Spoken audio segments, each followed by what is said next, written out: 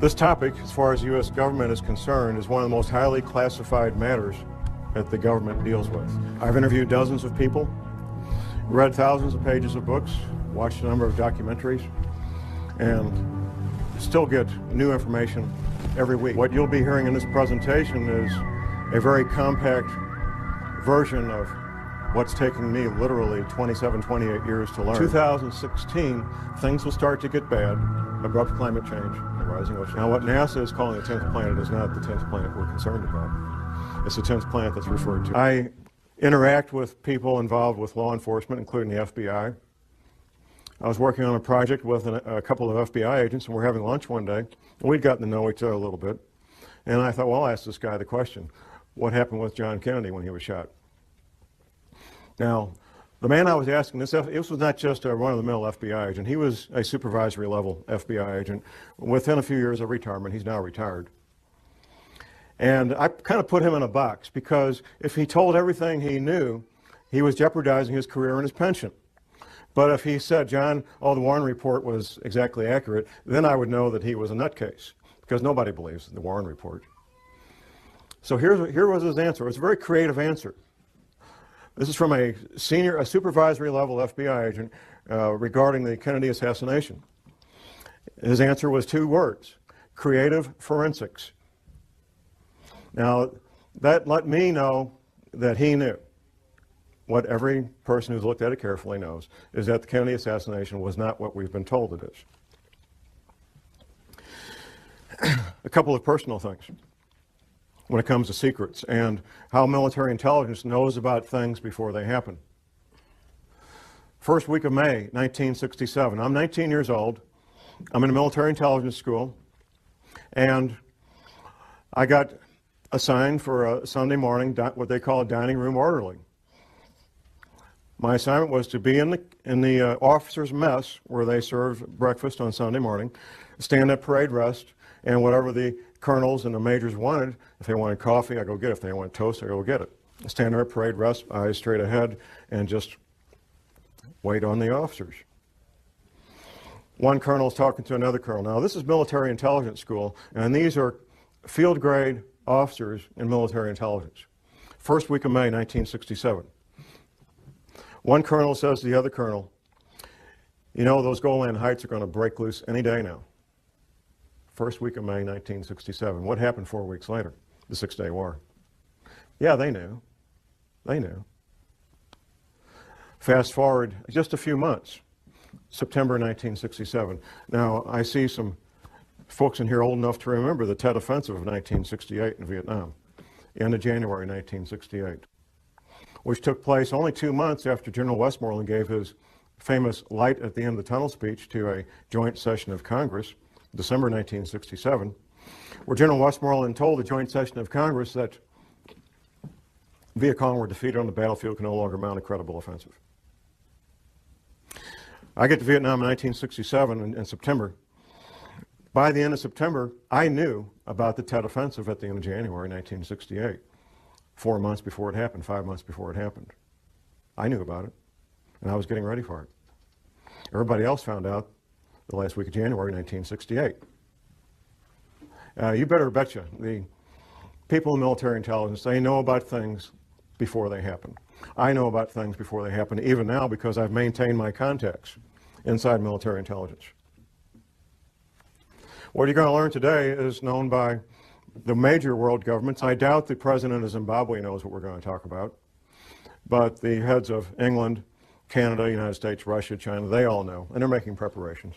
The Vatican knows, and I have some local connections there that I know about the Vatican and what they're doing. The Fortune 100 companies, they're getting ready and being prepared.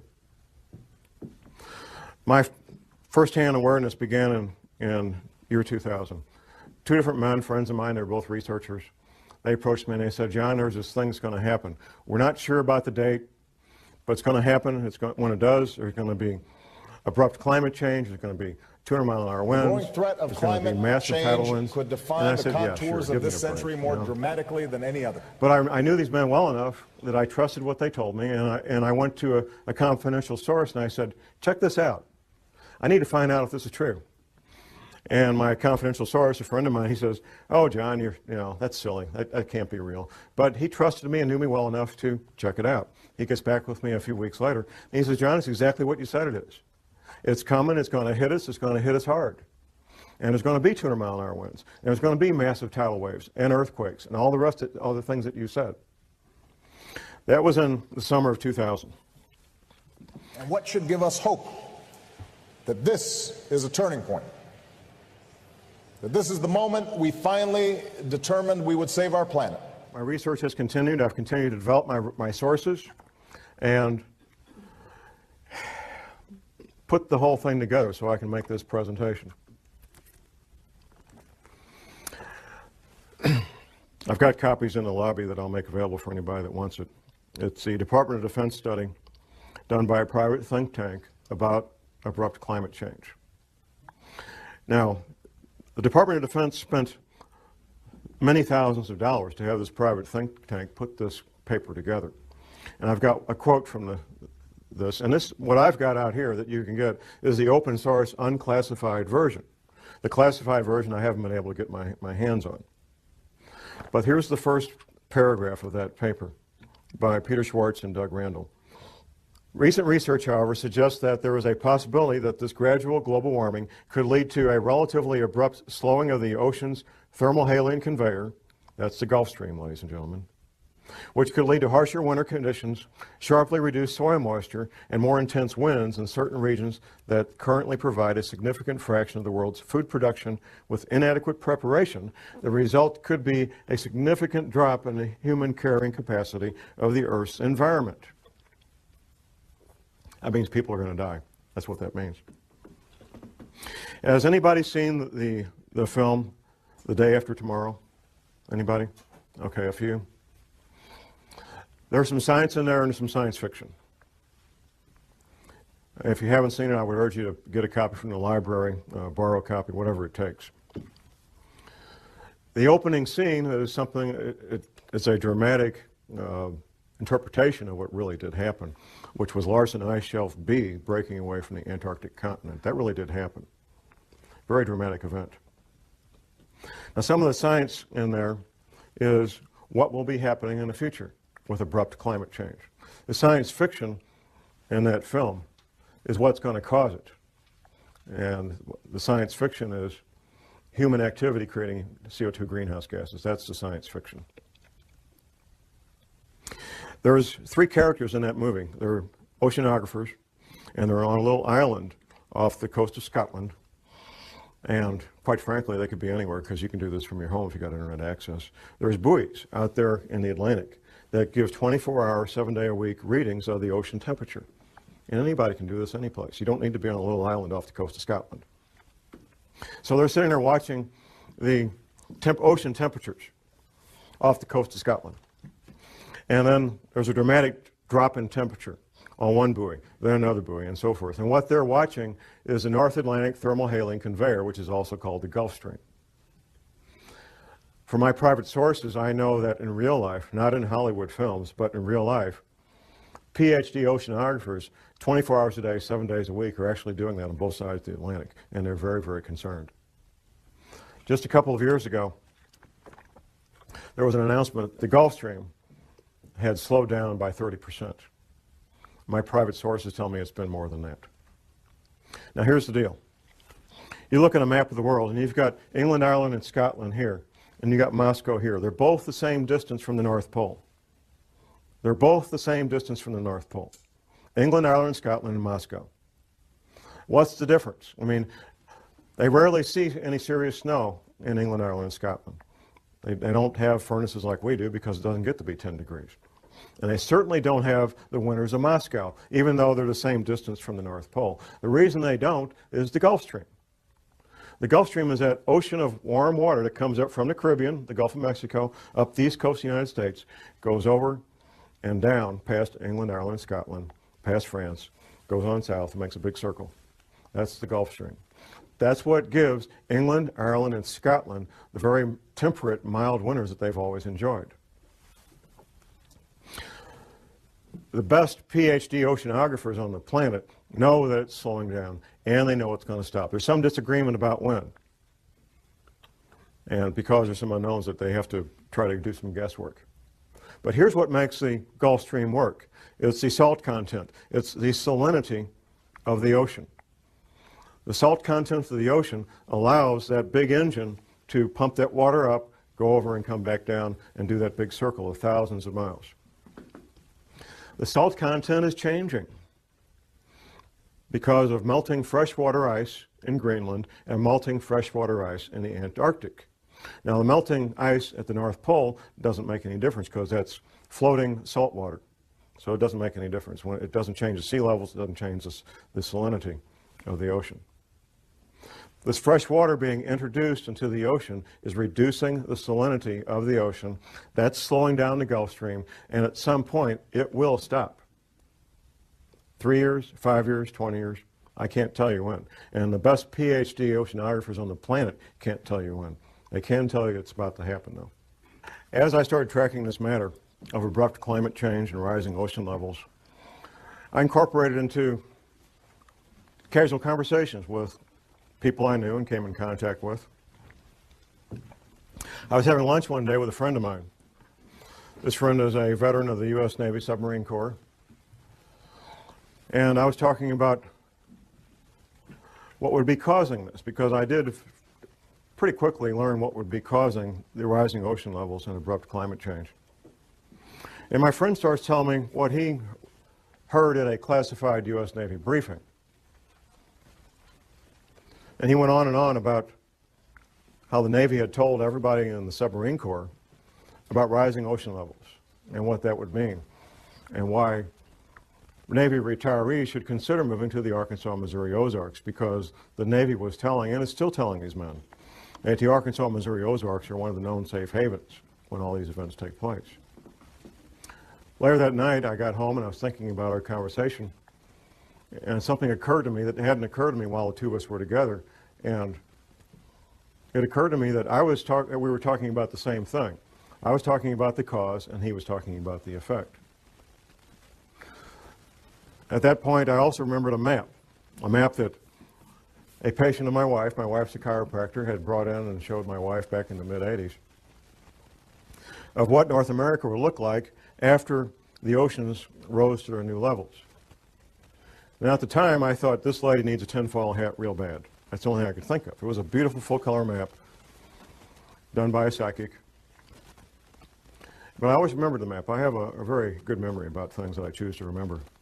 And I thought about this map, and I called my friend on the phone, and I said, I got this map. I want to send it a copy of it. I got a little copy I found on the internet, 4 by 4 inches. So I sent it to him by email. And my friend looks at it, and he says, well, from the Rocky Mountains east, it's very accurate compared to what the Navy showed us, with one exception. Wisconsin's gone on the Navy's map. Wisconsin is still there on Scallion's map, Gordon Michael Scallion, well-known psychic.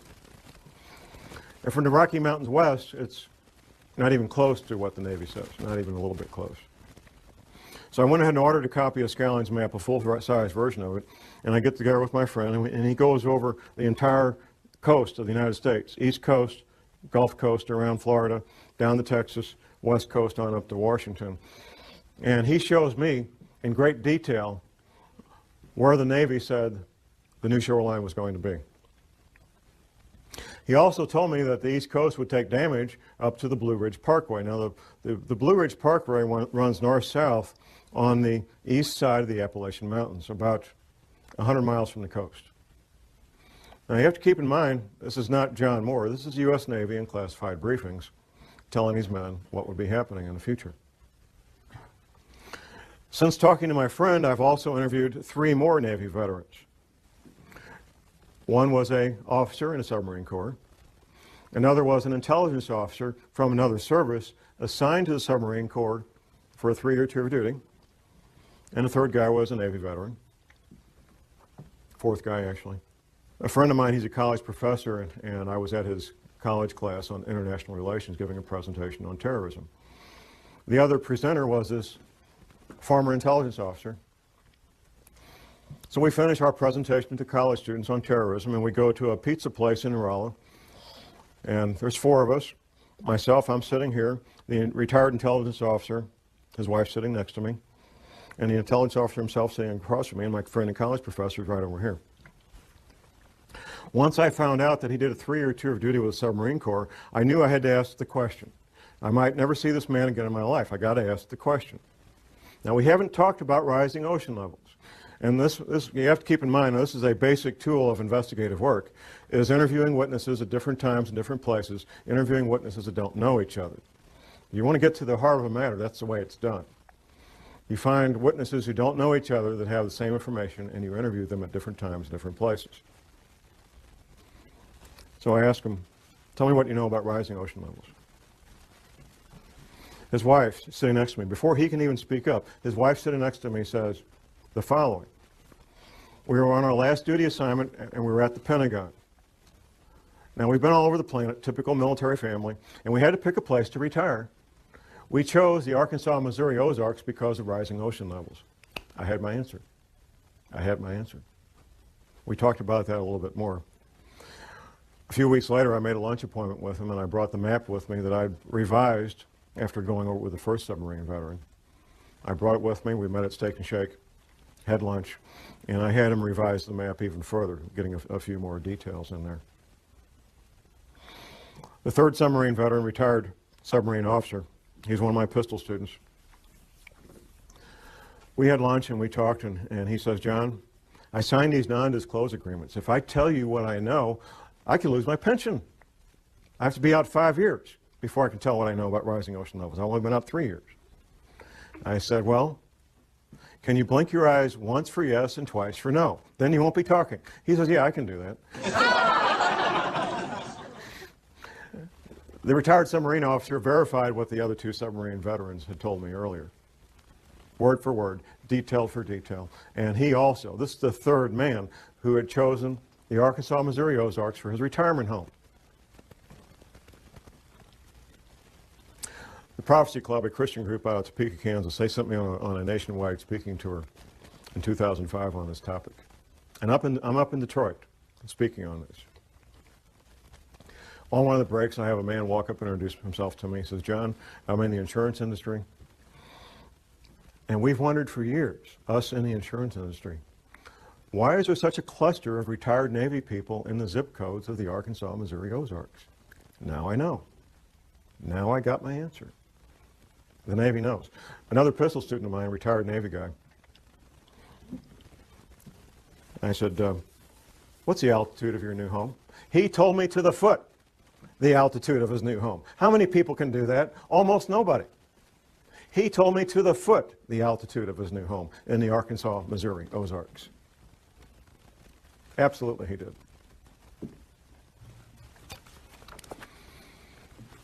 How many planets are there in our solar system? 9? Okay. NASA. Never a straight answer. NASA. July 29th, 2005, announced the finding of the 10th planet, named Xena. Do a Google search. They did. Don't take my word for it. NASA announced the finding of the 10th planet, named Xena, 29th of July, 2005. Parade magazine and the Sunday newspaper. It was the front cover of the January 15th, 2006 edition. A friend of mine, I started telling him about these matters in 2004. After the NASA press announcement in July of 2005, he calls me up and he says, John, you're not crazy. There really is a 10th planet. NASA said so. I said, thank you very much. There has to be a cause. And this is something, quite frankly, we don't need to address it, but we will address it. The cause is the 10th planet. Now, what NASA is calling the 10th planet is not the 10th planet we're concerned about. It's the 10th planet that's referred to in the Bible, also called Wormwood. The closer you are to the current equator, whatever that might be, the better off you are when these things happen, if there's a pole shift, because your climate's not going to change all that much. If you're in Miami, Florida, and we have a 20-degree pole shift, you're not going to end up with a really, really bad winter. You're going to have a mild winter. But if you're in Maine and you got a 20-degree pole shift, you could end up with the weather of Siberia real easy. And when this 10th planet comes through our solar system every 3,600 years, it just causes severe problems on our planet. interacting with the Earth electrically and with gravity both. The back of your paper, no need for panic, there is a number of books cited that you can get from the library or purchase from different authors that talk in great detail about these planetary matters. Professor James McCanning, who is a credentialed scientist, has written a number of books on this. He's a real astrophysical scientist, and he knows about this stuff. I'm a private detective and a researcher. I'm not a scientist. But I can tell you what the scientists say, because I've read their books. And I can tell you what Dr. Velikovsky said, because I've read his books. And I can tell you what the Bible says, because I've read the Bible. And all these things are true, and all these things are in the process of happening right now. It took me a while to figure this out for the following reason. All these Navy veterans, they were all told about abrupt climate change and rapidly, violently rising ocean levels. And I was trying to figure out, and I finally figured out in the past 12 months, where is all this water going to come from? Because the men that I was interviewing, they were in the audience, like you guys. They weren't the scientists. The Navy just told these men in these classified briefings what would be happening. They didn't tell them how or why. They didn't need to know. They told them what would be happening. They told them that these oceans would become violent and have massive, violent tidal waves that would wipe out all areas near the coast. Up until last year, I was thinking, oh, melting ice at Antarctica, melting ice at Greenland. But how could it melt that fast? Well, it can't melt that fast, even with what we're going through. It turns out the answer was right in front of me all the time. There's a quote from Velikovsky that I'll be reading here in a moment when we get to it. It turns out that the knowledge is something all oceanographers know, and a lot of people in geology departments in every university knows. There is a bulge of water at the equator. Now we're talking about sea level here. Sea level is measured at Cornwall, England. It's a couple hundred years ago, England was kind of running things when it came to oceans, and they got to pick where to measure sea level, and they measured it at they got a big rock. There's a line there. That's sea level. It turns out that sea level varies as much as 494 feet up and down from that rock in Cornwall, England. Now that's like a 50-story building. I mean, it's a lot of water. And there's a bulge of literally millions of cubic miles, 1 mile by 1 mile by 1 mile, cubic miles. Millions of cubic miles of water bulge at the equator of this planet. It wasn't common knowledge for John Moore, I found out. It's not common knowledge for most people. It's held in place by two things, the rotation of the Earth and gravity. Anything that changes our true north, our pole, by more than just a couple of degrees will cause that water to be disrupted. And there's a technical term for it, slosh. And there's records locked up in bones and stone of this having happened in the past. Velikovsky talked about it extensively in his books. Talk a little bit about this water damage. You have a map in your handout. Now, from Washington, D.C. to Boston is basically one big city. Since World War II, that's what it's become. One big city. All that's going to be gone. Going down the coast to Atlanta and down to Florida. Florida, the highest point in Florida is on the Panhandle, 55 feet above sea level. Florida's finished, except for a small part of the isthmus, maybe. And that's a big maybe. Gulf Coast, Alabama, Louisiana, Mississippi are pretty much going to be gone. In fact, the new mouth of the Mississippi will be at the current Arkansas-Louisiana state line, a couple hundred miles up from where it is right now. Going down around the coast of Texas, Texas will take damage about 100 miles inland. California will take damage 25 to 100 miles inland, depending on a couple of things, the level of the altitude above sea level and seismic activity. On up the west coast to Oregon and Seattle, all coastal areas being damaged 50 to 100 miles inland. And once again, seismic activity is going to play a big role in what happens. Locally in the Midwest, we have something called the New Madrid seismic zone. Once the Mississippi River becomes 50 to 100 miles wide, The U.S. Navy, not John Moore, the U.S. Navy says it will trigger at least 3 9-point plus earthquakes on the New Madrid seismic zone. Southern Illinois will basically be one large swamp. In fact, southern Illinois is already pretty swampy. If you fly over the Mississippi River right now, you can see where the river used to be. You can see where its banks were at one time. A much, much larger river than it is now. I mentioned Wisconsin will be gone. The Great Lakes will become one vast inland sea joining up with Hudson Bay up in Canada. That's what the Navy says. And it's kind of ironic and kind of caught my attention when all of these Navy veterans, these submarine veterans, they all look at this map and they say, John, Wisconsin's gone. It's finished. There's not going to be any more Wisconsin. Florida's gone. Louisiana, Alabama, Mississippi, finished, gone. EPA, our friends. Now, a lot of people make fun of the EPA and hate the EPA, but like most government agencies, most of the people that work there are good men and women with good intentions, including a lot of scientists. The EPA had a library, past tense, until 2007. The library contained the largest collection of cross-referenced, important term, cross-referenced articles and manuscripts on man-made compounds and biological agents in the English language. In 2007, it was closed. The EPA library was closed, and it was a number of different locations around the country, closed to even EPA scientists could not access it. Anybody see Al Gore's film, An Inconvenient Truth? Okay, once again, I encourage people to watch this movie. There's some science in there, there's some science fiction. The science is about what will happen in the future, abrupt climate change and rising ocean levels. The science fiction is what's causing it. It's not man-made greenhouse gases, like he says. That's a distraction. And that tactic was decided on many, many years ago, sometime in the late 70s, early 80s, that they would use that as the pretext to keep people thinking things are going to be okay. The science leaves out something, and the science fiction adds something. Al Gore gives a timeline for when these events are going to happen.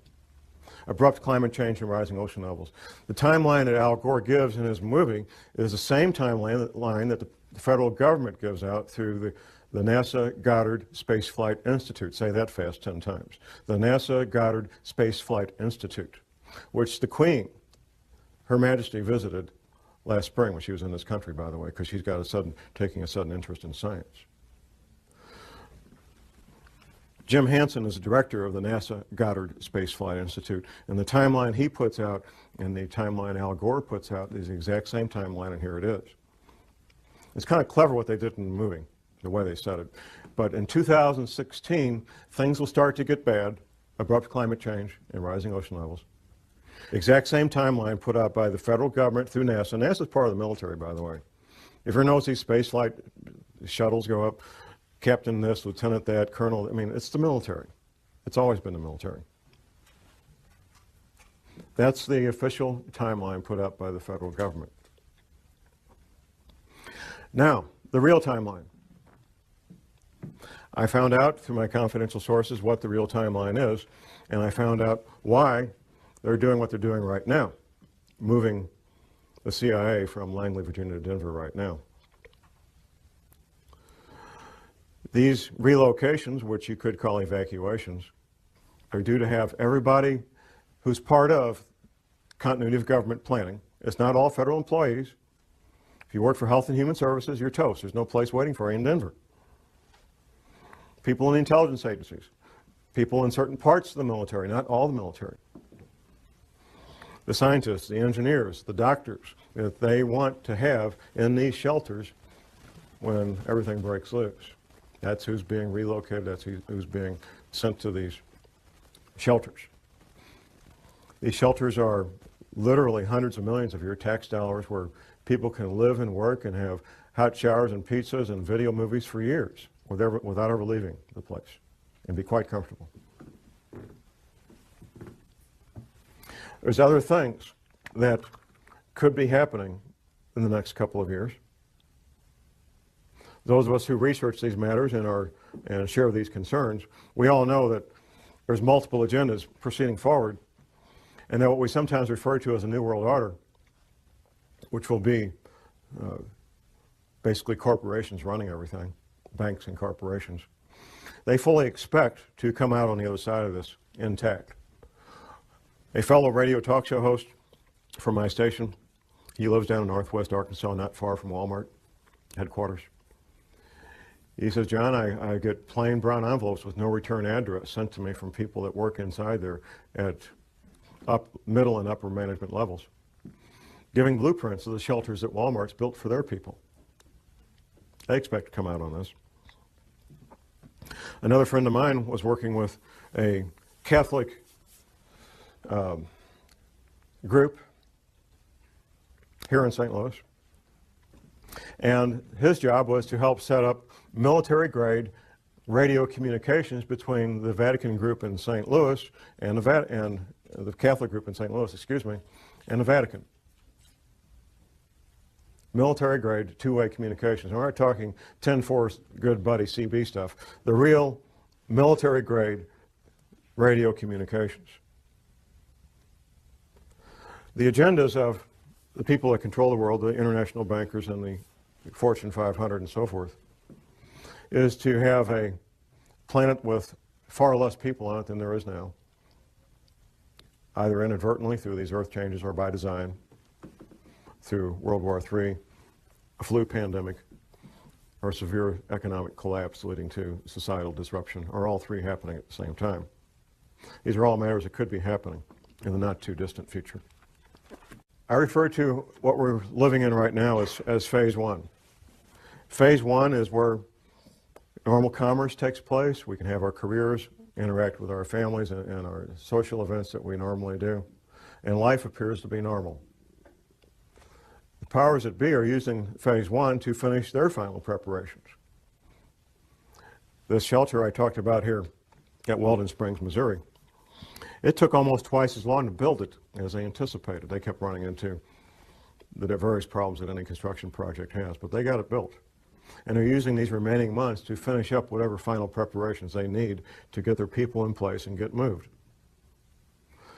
Phase two will be when these earth changes events, abrupt climate change, bizarre weather, earthquakes, tidal waves, all become so numerous that they become daily news. In fact, when I meet people out in the street, almost everybody comments on how bizarre the weather has become. And that's pretty much a topic of daily discussion. The government, the powers that be, will claim that these bizarre weather-related events are related to global warming. And when they're happening, that we need to start cutting back on our creation of CO2 greenhouse gases. Since I've been watching these matters the past 9 years, I watched it incrementally become a bigger and bigger media event, up to the point where Al Gore got the Academy Award for Best Documentary in 2007. Then it was like, we're off to the races.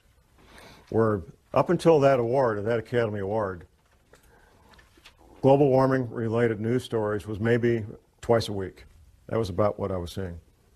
Since then, since he got that Academy Award, it's been daily, 7 days a week, global warming stories. And there will be no end to it. As long as there's news, as long as they're capable of broadcasting news, you will have global warming stories every day of the week from now on.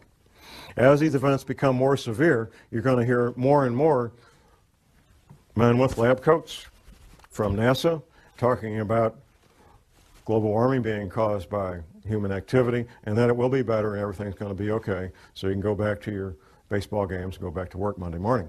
Things are going to be fine. That's phase two. Phase three will be a relatively short period of time. It may be a matter of a few days, maybe a week. It won't be long. At some point, people will realize that things are very strange and very dangerous, and they'll start doing things they normally wouldn't do. Say, for example, you're a professional, self-employed, or you have several people working for you. Half the people in this country work for small businesses.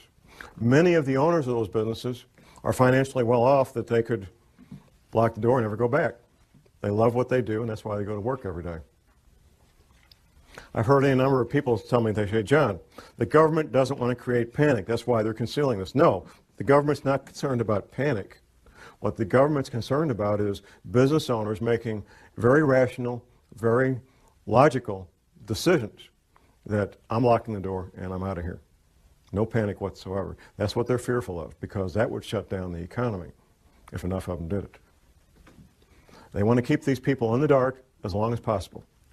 Most men, and it's mostly men because of the nature of the work they do, some women, who know about what we're talking about today, just simply go about their lives and keep quiet about it.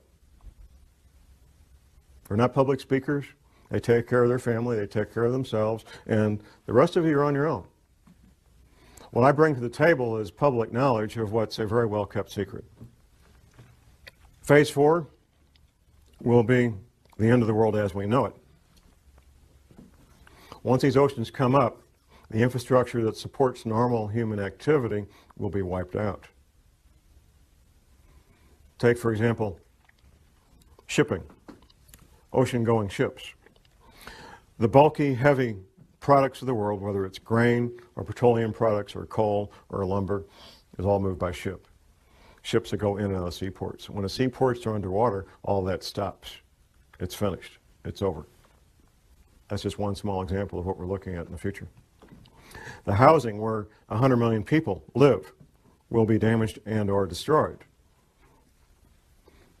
The potable water that these people rely on will no longer be potable. The food that they rely on to eat will no longer be available. It will not be a pretty picture. Martial law will be instituted probably before that, which brings to mind these other scenarios I mentioned. Economic collapse leading to social disruption, for example. If things get bad, and there's what appears to be a need for martial law related to rioting in the streets over economic collapse, people don't have jobs, can't buy food, people will probably go along with martial law under those conditions because it would appear to be the right thing to do. It would look like a way to get things back to normal, so people will go along with martial law under those conditions. If, however, martial law is instituted because these oceans are coming, nobody's going to pay attention to that. They're going to get out of Dodge. They're going to get out of Dodge. They're going to be gone.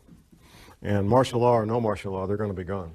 If martial law is instituted and there's a lockdown before that, then they'll have a better chance of maintaining martial law. I've lived under martial law for a year in Vietnam. What are you looking at? You're looking at curfews. The curfew could be from 10 o'clock at night to 6 a.m. The curfew could be 24 hours a day. Restrictions of sales of firearms, ammunition, and alcohol. Rationing of fuel, rationing of food, potable water rationing, possibly rationing of electricity. We've seen that in Iraq a lot, depending on what's going on. Martial law is not a fun thing to be part of or live under, even if you're part of the occupying force, because it changes your life. The Navy says, as far as ocean levels, the Navy says these oceans will come up over a period of about 30 days. Once these events get in motion, these water levels, these oceans, these tsunamis, tidal waves will take place over a period of about 1 month. Altitude. The Navy says that everything 100 feet sea level and below will be completely destroyed. The Navy says everything at 400 feet and below is at risk of being damaged and or destroyed. But there's more to this. There's how close you are to densely populated areas. Now, the Appalachian Mountains, for example, in North Carolina and so forth, would be highly desirable places to be if it wasn't for being so close to literally tens of million people who are going to be hungry and without potable water and without electricity. That's what makes those areas undesirable, even though they will be safe in terms of geology and rising ocean levels. There was a question about money and keeping money and so forth.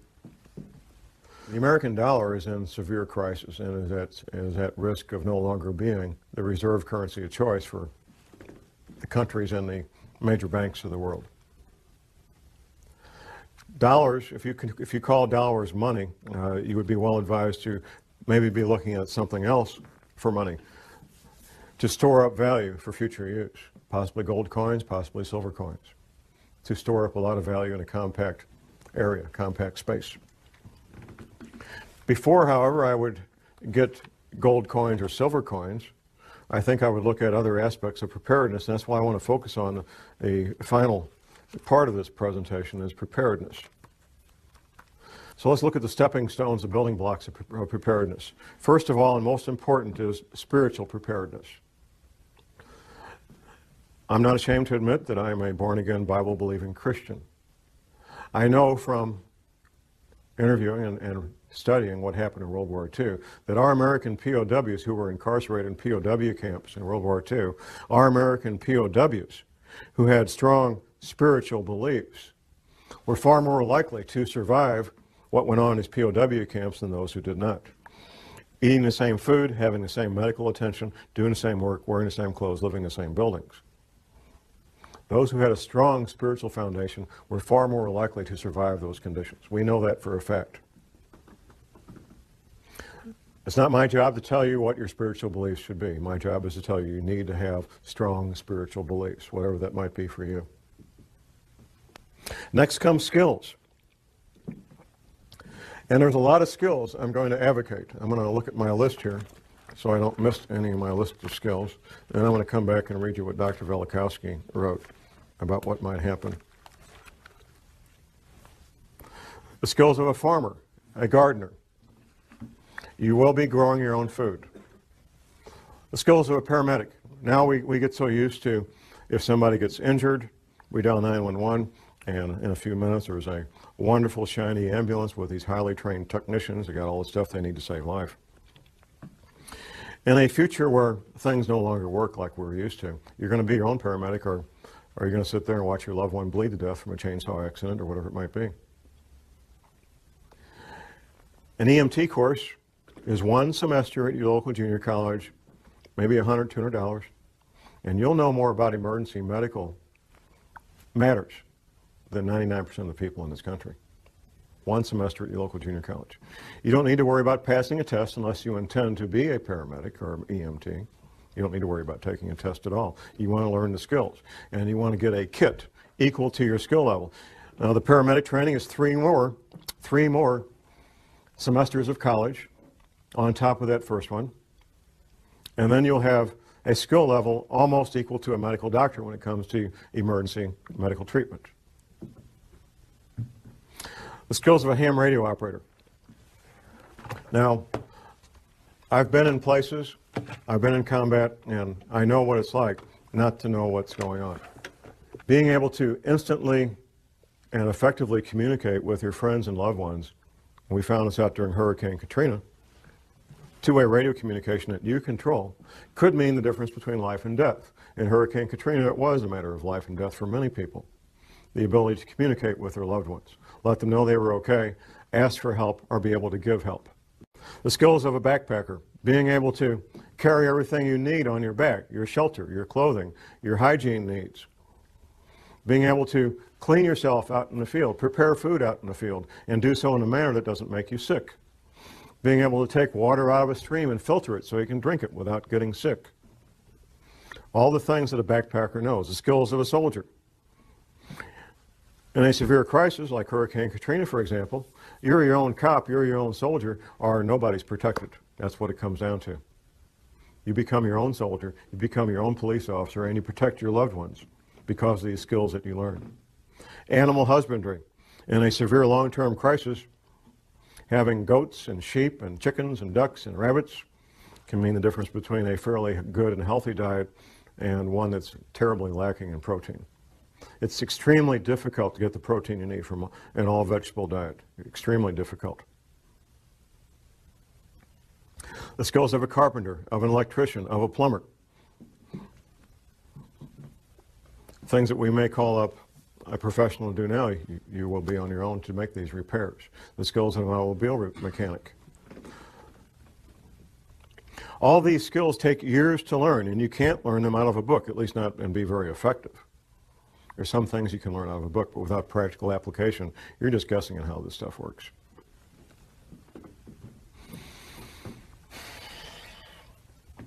Where do you live? I've had a number of questions during our breaks about where safe areas are. The Arkansas, Missouri, and Ozarks are one of the known safe havens. That's basically the bottom third of Missouri, not counting the Boot Heel, and the top third of Arkansas, not counting northeast Arkansas.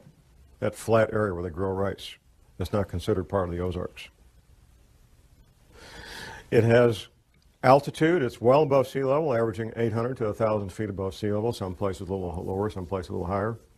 A moderate winter, at least for the time being. I hope that continues. Good growing season as a consequence of that. Plenty of water, no shortage of water at all. And distance between where you will be and major metropolitan areas. The two largest metropolitan areas being being St. Louis and Kansas City. A friend of mine, one of the submarine veterans, lives in Mountain Home, Arkansas, very near the Missouri border. He says, John, we have all these people from Chicago moving down here. All these Chicago cops. Maybe they know something, huh? If you're choosing a place to live and thrive during a severe long-term crisis in the Ozarks, you may think, well, myself and my spouse, we can do this. Then I remind people who are considering that of the number 168. 168 hours in a week, and in a severe long-term crisis, somebody's going to have to be awake 168 hours a week. Because no people can do that, I suggest that at least 6 adults come together and decide to shelter as a group. I also suggest that people have at least a 2-year supply of food. Professor McCanney, in one of his books, his 60-page pamphlet about surviving Planet X, he mentions the possible future need, to establish a new calendar. It goes something like this. If there would be a pole shift, it would change the seasons, it would change the calendar. In fact, within recorded history, the calendar has changed from 360 days to 365 days. This has happened in the past. If it changes more than 3 or 4 weeks, though, here's what could happen. You could plant your seeds at the wrong time. If you plant your seeds at the wrong time and you can't go to the grocery store to get food, this could be a life-threatening situation. So you need to be able to know when the time to plant is so you don't plant at the incorrect time and end up losing all those valuable seeds. Now, I need to go back to Dr. Velikowski's quote here. Dr. Velikowski was a medical doctor, and he wrote several books about these matters. And he was hammered on mercilessly. One of the things Dr. Velikowski did was reconcile calendars, like when you reconcile your checkbook. And it's the nature of professionals in all professions not to talk to people who don't do what they do. And nobody had ever done this previously. And it's not easy to do, reconcile calendars from these ancient cultures. Dr. Velikowski made an observation. There is a passage in the Bible. The Israelis are having this battle, and they need a few extra hours to win this battle. And guess what? They got a few extra. Their day was a few hours longer. You know the quote, Jim. The incident, right. Now, typically when we study the Bible, if there's something we can't understand, we just say, well, God's just trying to make a point. This really didn't happen. That's what we do. Up until fairly recently, that's what we had to do with the incident with the Israelis fighting this battle. Well, God was trying to make a point that he had the power to do this. It really didn't happen. Well, it turns out we now know scientifically how that could happen, and the only way it could happen. For the Israelis to get 3 or 4 hours more daylight, the only way that can happen is for the planet to roll over in space, giving those extra 4 hours. Here's what Velikowski said. Well, if the sun didn't set over the Sinai desert when it was supposed to, on that date, and he had the date because the Israelis had calendars and they wrote it down, that's a pretty important deal. I mean, if you're Moses and something important happens, you tell the scribes, hey, write this down. This is important. So they had written records and they had a calendar. Velikowski said if that happened over the Sinai desert, then the sun must not have come up in China the next morning when it was supposed to come up. And the Chinese had scribes, the Chinese had calendars, and guess what? The sun didn't come up the next morning when it was supposed to. Verifying scientifically the Bible and verifying scientifically what really happened. The Israelis did get that extra 4 hours of daylight, and the Chinese didn't have the sun. Of course, the sun couldn't come up because the planet had rolled over in space. And that's why the Israelis, and God can make that happen. And he did make it happen. Now, Dr. Velikovsky wrote a number of books. Now, I'm going to quote here word for word is a quotation from one of those books. It's titled Earth in Upheaval by Emanuel Velikovsky. Now, what he's doing here is giving this is one page of one book. One page of one book. He's giving a very compact, highly condensed observation of what happens in a pole shift. Observations based on what he found going around the planet and finding the evidence. It's titled A Working Hypothesis. Let us assume as a working hypothesis that under the impact of a force or the influence of an agent, and the Earth does not travel in an empty universe, the axis of the Earth shifted or tilted. At that moment, an earthquake would make the globe shudder. Air and water would continue to move through inertia. Hurricanes would sweep the Earth, and seas would rush over continents, carrying gravel and sand and marine animals, casting them on the land. Heat would be developed. Rocks would melt, volcanoes would erupt, lava would flow from fissures in the ruptured ground and covered vast areas. Mountains would spring up from the plains and would travel and climb on the shoulders of other mountains, causing faults and rifts. Lakes would be tilted and emptied. Rivers would change their beds. Large land areas with all their inhabitants would slip under the sea. Forests would burn. Hurricanes and wild seas would wrest them from the ground on which they grew and pile them, branch and root, in huge heaps. The seas would turn into deserts, their waters rolling away.